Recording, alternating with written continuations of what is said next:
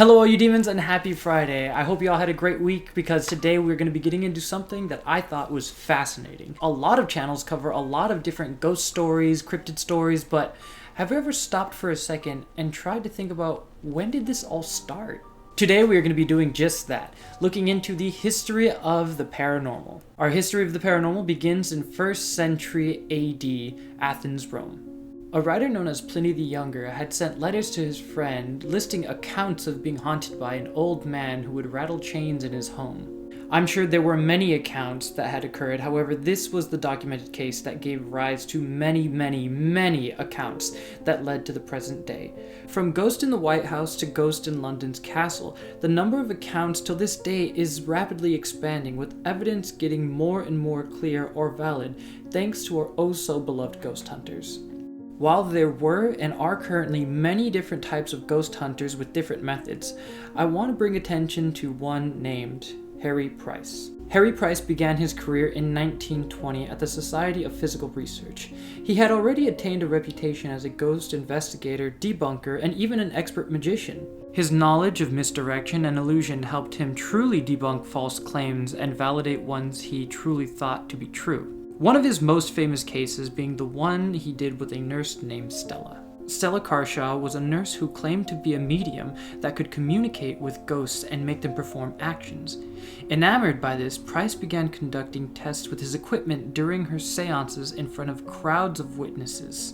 Over the years of doing his research, Price had put together quite the interesting set of gear. Some of this equipment would section off rooms from unwanted airflow, read electromagnetic currents within the air, or even pick up the slightest of vibrations using mercury as the measurer. However, one piece of equipment that was the most notable was the telekinetoscope. This was a device that displayed a red dot on a screen when activated. However, Price enclosed its activation source so that only psychic abilities could be its source of activation. In front of these crowds of witnesses and skeptics alike, he was able to record numerous incredible supernatural events using his scientifically created equipment. Some of these events included the telekinetoscope activating, knocking on walls with no source, and even a levitating table.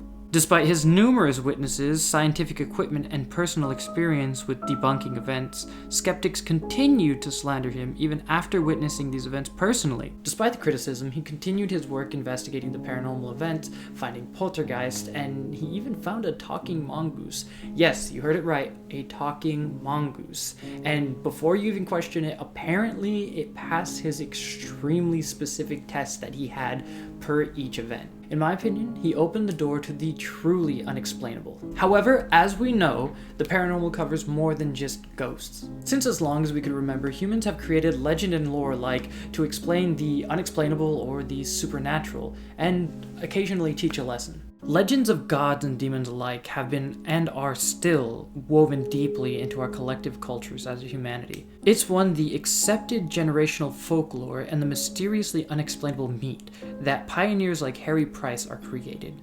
They stand true to their sound methods and back their beliefs all while braving social scrutiny. It's this feeling that I feel that cryptozoologists and urban legend hunters face. While I understand there are a lot of ridiculous or even comical ways that supernatural investigators have gone about collecting evidence,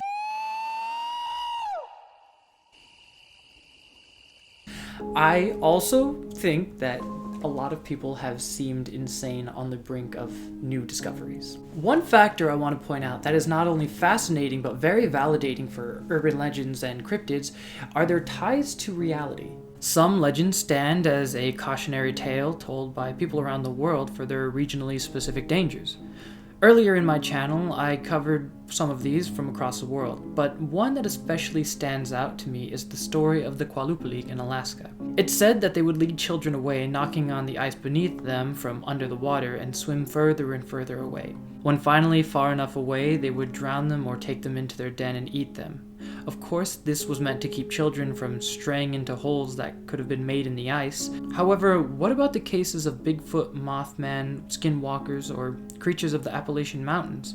Personally, I see this as yet another situation we had with ghosts. How many accounts or cases must we hear from a variety of sources before we accept that the supernatural has a possibility of existing? While I understand and accept that the subject of some of these paranormal investigations might be very extreme or far-fetched, I do also want to state that in a world without unicorns, we do very much have narwhals. In other words, what we're looking for might not be exactly what we expect, however, it could be pretty damn close. And to all the skeptics of the supernatural, I want to say thank you very much for making this very fun and validating to us believers. As we've seen with Price and the many different investigations by Ed and Lorraine Warren, no matter how conclusive or solid your evidence may be, there is still always going to be somebody who doesn't really believe it still. However, I do want to say that the relationship between investigators and skeptics is very symbiotic, because without the high standard that skeptics look for in terms of evidence, the paranormal team wouldn't really know what to look for or how to raise the stakes in terms of the evidence they're looking for.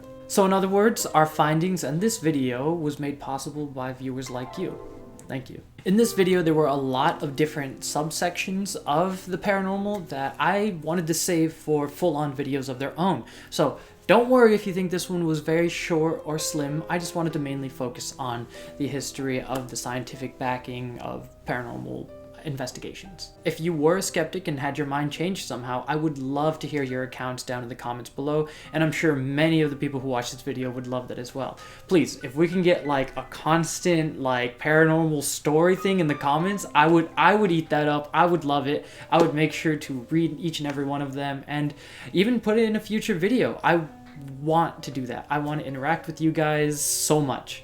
And of course, if you liked the video, please hit that like button, and for more spooky content like this on Demon's Corner, don't forget to subscribe. And as usual, thank you guys so much for watching, and stay spooky. Bye-bye.